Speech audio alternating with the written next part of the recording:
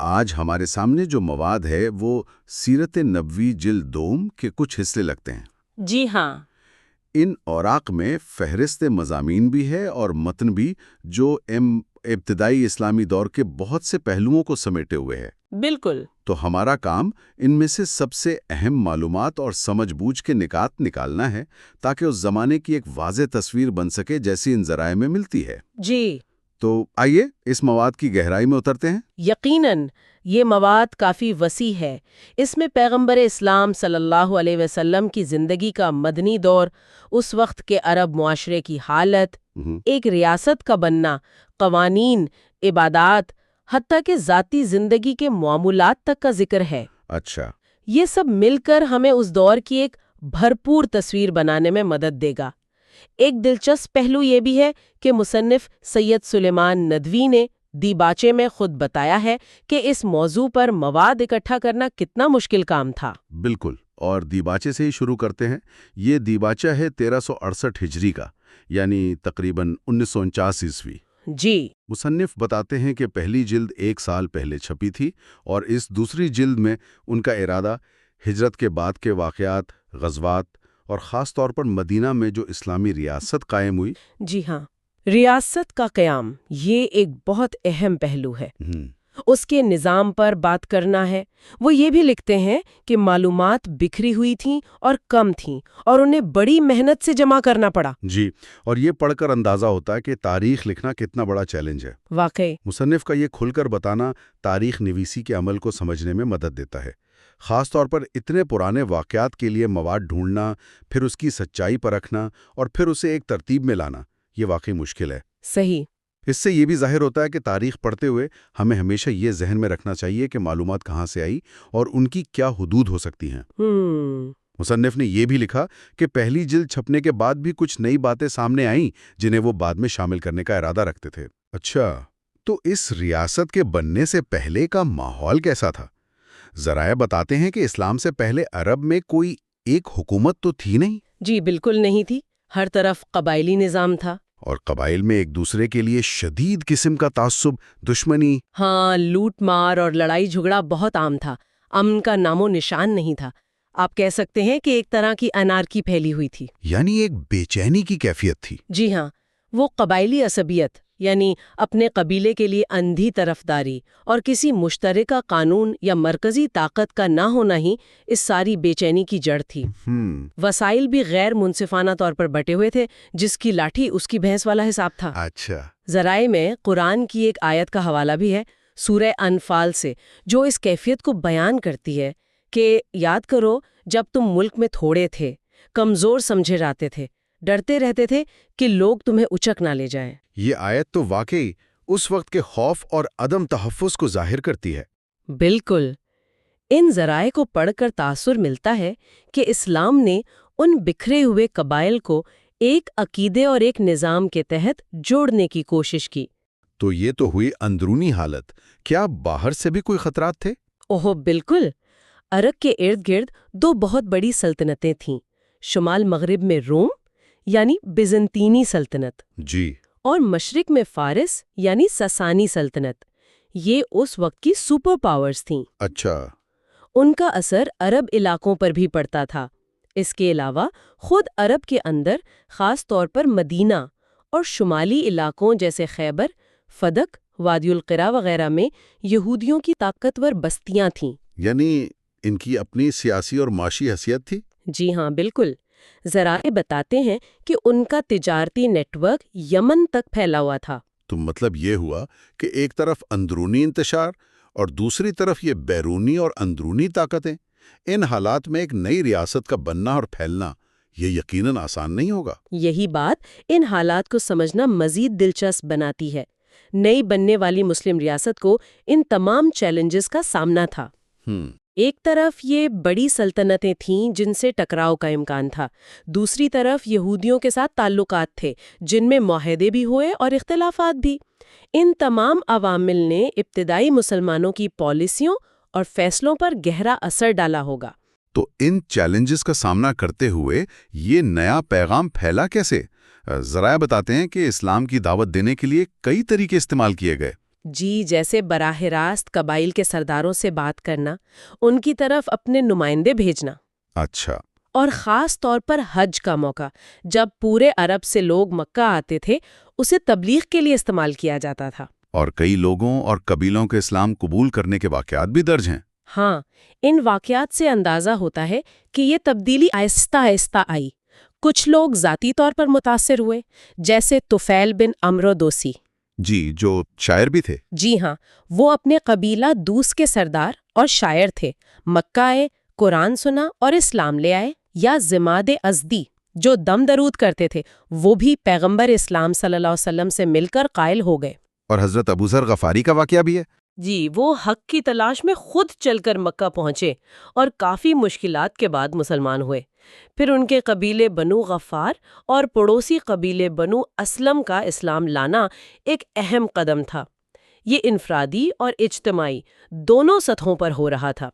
اور پھر مدینہ کی قبائل اوس اور خزرج، جنہیں بعد میں انصار کہا گیا، ان کا اسلام قبول کرنا، وہ تو ایک فیصلہ کن موڑ ثابت ہوا ہوگا۔ یقیناً۔ اسی نے تو ہجرت کی راہ ہموار کی۔ جی ہاں، اوس و خزرج کا اسلام لانا اس لیے بہت اہم تھا کہ وہ مدینہ کے بڑے اور با اثر قبائل تھے۔ ان کی حمایت نے مسلمانوں کو ایک محفوظ ٹھکانہ فراہم کیا۔ صحیح۔ پھر صلح حدیبیہ کے بعد، جیسا کہ ذرائع میں ذکر ہے، قبیلہ خزاع کے کچھ لوگوں کا اسلام لانا، اور پھر فتح مکہ کے بعد تو جیسے عرب قبائل پر واضح ہو گیا کہ اب طاقت کا توازن بدل چکا ہے۔ اسی فتح مکہ کے بعد وفود کی آمد کا سلسلے شروع ہوا، جس کا ذکر ذرائع میں کافی تفصیل سے ہے۔ خاص طور پر سن 9 ہجری کو تو عام الوفود، یعنی وفود کا سال ہی کہا جاتا ہے۔ جی بالکل۔ ایسا کیا بدلا تھا کہ قبیلے در قبیلے مدینہ آنے لگے؟ یہ ایک بہت اہم نکتہ ہے۔ فتح مکہ نے ایک طرح سے اسلام کی سیاسی اور عسکری برتری کو ثابت کر دیا تھا۔ اب قبائل کو یہ نظر آ رہا تھا کہ عرب میں ایک نئی مرکزی طاقت ابھر رہی ہے۔ ان وفود کی آمد صرف مذہب قبول کرنے کا اعلان نہیں تھا، اچھا، بلکہ یہ اس نئے سیاسی نظام میں شامل ہونے اور اپنی وفاداری کا اظہار بھی تھا۔ یہ اس قبائلی انارکی کے خاتمے اور ایک متحدہ ریاست کی طرف قدم تھا جس کا پہلے تصور بھی مشکل تھا۔ اور فہرست تو بہت لمبی ہے ان وفود کی۔ یمن، نجران، بحرین، عمان، شام کی سرحدوں کے قبائل۔ جی، مزینہ، سقیز، بنو تمیم، بنو سعد، عبد القیس، بنو حنیفہ، تقریباً پورے جزیرہ نما عرب سے لوگ آئے۔ ان وفود سے ملاقاتیں کیسے ہوتی تھیں؟ پیغمبر اسلام صلی اللہ علیہ وسلم ان وفود سے ملتے تھے، ان کے سوالات سنتے، انہیں اسلام کی بنیادی باتیں سکھاتے، ان کے ساتھ معاہدے کرتے، اور اکثر ان کے علاقوں کے لیے اپنے نمائندے یعنی عامل یا موصل مقرر کرتے تھے۔ یہ ملاقاتیں صرف مذہبی نہیں تھیں بلکہ سیاسی اور انتظامی نوعیت کی بھی تھیں۔ یعنی یہ عمل ریاست کو مضبوط کرنے اور اس کی حدود کو وسیع کرنے میں کلیدی تھا۔ جی ہاں، بالکل۔ تو اب آتے ہیں مدینہ میں اس نئی ریاست کے نظام کی طرف۔ اس کی بنیادیں کیا تھیں؟ ذرائع میں کچھ خاص چیزوں کا ذکر ہے۔ ایک تو مواخات، جی، یعنی مہاجرین و انصار میں بھائی چارہ قائم کرنا۔ اور دوسرا مسجدیں بنانا۔ کیا یہ مسجدیں صرف نماز کے لیے تھیں؟ نہیں، دیکھیں، مسجدیں صرف نماز کی جگہ نہیں تھیں، وہ اس نئے معاشرے کا مرکز تھیں۔ اچھا۔ مسجد نبوی اور دیگر مساجد تعلیم و تربیت کا مرکز بھی تھیں، وہیں بیٹھ کر اہم فیصلے ہوتے تھے، باہر سے آنے والے وفود سے ملاقاتیں ہوتی تھیں، اور مسلمانوں کی اجتماعی زندگی کے بہت سے کام وہیں انجام پاتے تھے۔ اور مواخات کا کیا کردار تھا؟ مواخات بھی بہت اہم قدم تھا۔ اس نے مہاجرین جو اپنا گھر بار چھوڑ کر آئے تھے انہیں سہارا دیا اور مدینہ کے معاشرے میں ضم ہونے میں مدد کی۔ یہ صرف علامتی بھائی چارہ نہیں تھا، اس کے ٹھوس سماجی اور معاشی اثرات تھے۔ صحیح۔ اور انتظامی ڈھانچے کے بارے میں کیا معلومات ملتی ہیں؟ کوئی باقاعدہ نظام تھا؟ جی، ذرائع بتاتے ہیں کہ ایک باقاعدہ انتظامی نظام بنایا جا رہا تھا۔ مختلف علاقوں اور قبائل پر عامل یعنی گورنر مقرر کیے گئے۔ فوجی معاملات کے لیے شاید امیر عسکری جیسا کوئی عہدہ تھا۔ انصاف کرنے کے لیے قاضی مقرر کیے گئے جسے فیصل القضا کہا گیا ہے۔ اور مالیاتی نظام؟ ہاں، ایک مالیاتی نظام بھی تھا۔ زکوٰۃ، جزیہ اور جنگوں سے حاصل ہونے والے مال غنیمت کو جمع کرنے اور تقسیم کرنے کے اصول بنائے گئے۔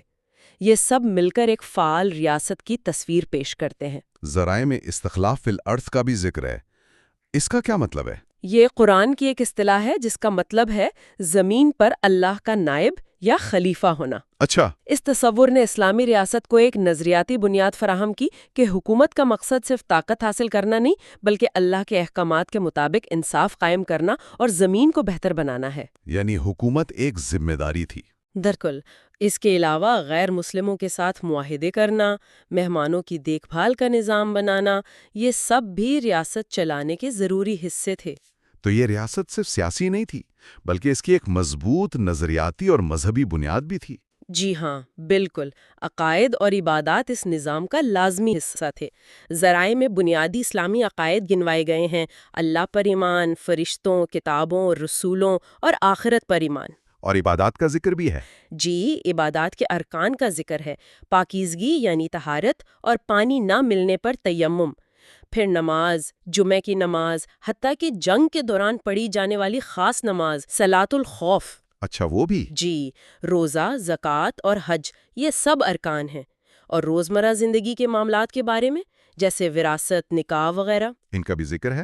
وراثت کیسے تقسیم ہوگی، وقف کیا ہے، نکاح اور طلاق کے کیا اصول ہیں، کون سی چیزیں حلال ہیں اور کون سی حرام، خاص طور پر کھانے پینے کی چیزیں، شراب اور سود کی ممانعت، یہ سب مل کر ایک مکمل ضابطۂ حیات بناتے ہیں۔ یعنی انفرادی اور اجتماعی زندگی دونوں کو منظم کرتا ہے۔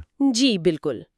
اچھا، انتظامی معاملات میں واپس آئیں تو زکوٰۃ اور جزیہ وصول کرنے والوں کا ذکر ملتا ہے۔ یہ نظام کیسے کام کرتا تھا؟ دیکھیں، ریاست چلانے کے لیے مالی وسائل کی ضرورت تو ہوتی تھی۔ زکوٰۃ مسلمانوں پر فرض تھی اور اسے جمع کرنے کے لیے باقاعدہ عامل یا محصل مقرر کیے جاتے تھے۔ باقاعدہ تقرریاں ہوتی تھیں؟ جی ہاں، ذرائع میں کئی نام ہیں، جیسے یمن کے لیے بازان بن سمان، پھر ان کے بیٹے شہر بن بازان، بحرین کے لیے العلا بن حضرمی وغیرہ۔ یہ ظاہر کرتا ہے کہ یہ ایک منظم نظام تھا۔ اور جزیہ؟ اسی طرح جزیہ تھا، جو ریاست کی حفاظت اور سہولت کے بدلے غیر مسلم شہریوں یعنی ذمیوں سے لیا جاتا تھا۔ اچھا۔ یہ دونوں محصولات ریاست کے بیت المال یعنی خزانے میں جمع ہوتے تھے اور پھر انہیں ضرورت کے مطابق خرچ کیا جاتا تھا۔ ٹھیک۔ اب انصاف اور دفاع کے شعبے کیسے کام کر رہے تھے، یعنی قضاء اور جہاد؟ انصاف یعنی قضاء کے لیے قاضی مقرر ہوتے تھے۔ ذرائع میں حضرت علی رضی اللہ تعالی عنہ اور حضرت معاذ بن جبل رضی اللہ تعالی عنہ کو یمن بھیجنے کا ذکر ہے تاکہ وہ وہاں فیصلے کریں۔ پیغمبر اسلام صلی اللہ علیہ وآلہ وسلم خود بھی مقدمات سنتے اور فیصلے کرتے تھے۔ ان فیصلوں کی بنیاد قرآن اور سنت ہوتی تھی۔ اور جہاد؟ جہاں تک جہاد کا تعلق ہے، ذرائع کے مطابق اس کا مقصد بنیادی طور پر ریاست کا دفاع، اندرونی امن خراب کرنے والوں کو روکنا اور اسلام کی دعوت کے راستے میں رکاوٹیں دور کرنا تھا۔ یعنی اس کے بھی کچھ اصول و ضوابط تھے؟ جی ہاں، بالکل۔ جیسے جنگ میں زیادتی نہ کرنا، عورتوں، بچوں اور بوڑھوں کو نشانہ نہ بنانا، غیر مسلموں سے کیے گئے معاہدوں کی پابندی پر بھی زور دیا جاتا تھا۔ یہ تو ہوئے ریاست اور معاشرے کے پہلو۔ کیا ذرائع میں پیغمبر اسلام صلی اللہ علیہ وآلہ وسلم کی ذاتی زندگی کے بارے میں بھی کچھ ملتا ہے؟ ہاں، کافی تفصیل سے۔ فہرست مضامین میں شمائل نبوی کا پورا باب ہے۔ اچھا۔ اس میں آپ صلی اللہ علیہ وآلہ وسلم کا حلیہ مبارک یعنی شکل و صورت، مہر نبوت جو نبوت کی نشانی تھی، جی، آپ صلی اللہ علیہ وسلم کی چھوڑی ہوئی چیزیں یعنی متروکات، روزانہ کے معمولات صبح سے شام تک، پورے دن کے معمولات۔ جی، آپ صلی اللہ علیہ وسلم کو کیا چیزیں پسند تھیں، لباس، کھانا، خوشبو، سواری جیسے گھوڑا، اونٹنی، ان سب کا ذکر ہے۔ اور اخلاق و عادات؟ ان کا بھی خاص طور پر ذکر ہے، نرمی، صفائی پسندی، سادگی۔ یہ تفصیلات صرف آپ صلی اللہ علیہ وسلم کی شخصیت کو ہی نہیں سمجھاتی، بلکہ یہ بھی بتاتی ہیں کہ اسلام میں رہنما کے ذاتی کردار اور مثال کی کتنی اہمیت ہے۔ یہ کہ قیادت صرف حکم چلانا نہیں بلکہ خود عمل کر کے دکھانا بھی ہے۔ یعنی ذاتی مثال بہت اہم تھی۔ جی، رات کے معمولات، سفر کے معمولات، عبادت کے طریقے، لوگوں سے ملنے جلنے کا انداز، یہ سب باتیں بھی ملتی ہیں۔ آخر میں مساجد کا کردار، ہم نے شروع میں ذکر کیا کہ مسجدیں بنی، کیا صرف مدینہ میں؟ نہیں، مدینہ میں مسجد نبوی اور مسجد قباء تو تھیں ہی، لیکن جیسے جیسے اسلام پھیلا دوسرے علاقوں اور قبائل میں بھی مسجدیں بنی۔ اچھا، قبائل کی اپنی مسجدیں؟ جی ہاں، ذرائع میں کئی قبائلی مسجدوں کے نام ہیں، مسجد بنی زریق، مسجد غفار، مسجد اسلم وغیرہ۔ اذان دینے کے لیے مؤذن مقرر ہوئے، جیسے حضرت بلال رضی اللہ تعالیٰ عنہ؟ اور امامت کے لیے بھی اصول تھے۔ جی، امامت کے لیے بھی اصول تھے کہ کون نماز پڑھائے گا، جسے قرآن زیادہ یاد ہو، جو دین کو زیادہ سمجھتا ہو، جس نے پہلے ہجرت کی ہو یا پہلے اسلام قبول کیا ہو۔ تو یہ سب دکھاتا ہے کہ مسجدیں اسلامی معاشرے کی تعمیر اور تنظیم میں کتنی مرکزی حیثیت رکھتی تھیں۔ بالکل، وہ معاشرے کا دل تھیں۔ تو ان تمام باتوں کو سمیٹیں تو کیا تصویر بنتی ہے؟ کیا خلاصہ نکلتا ہے؟ تصویر یہ بنتی ہے کہ یہ اوراق ہمیں ایک زبردست تبدیلی کی کہانی سنا رہے ہیں۔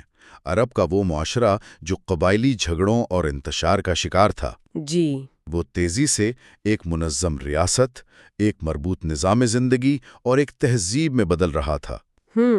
اس تبدیلی کے ہر پہلو کا ذکر ملتا ہے: عقیدہ، عبادت، قانون، اخلاق، انتظامیہ، معیشت، دفاع، خارجہ پالیسی اور رہنما کا ذاتی کردار۔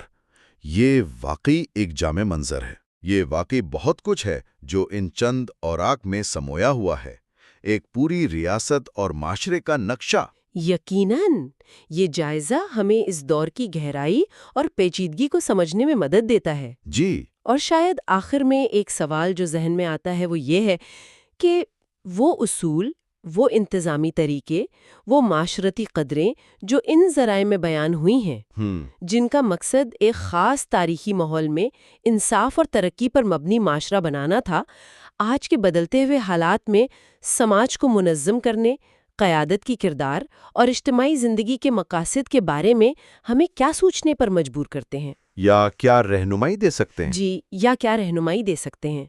یہ ایک ایسا نقطہ ہے جس پر غور کیا جا سکتا ہے۔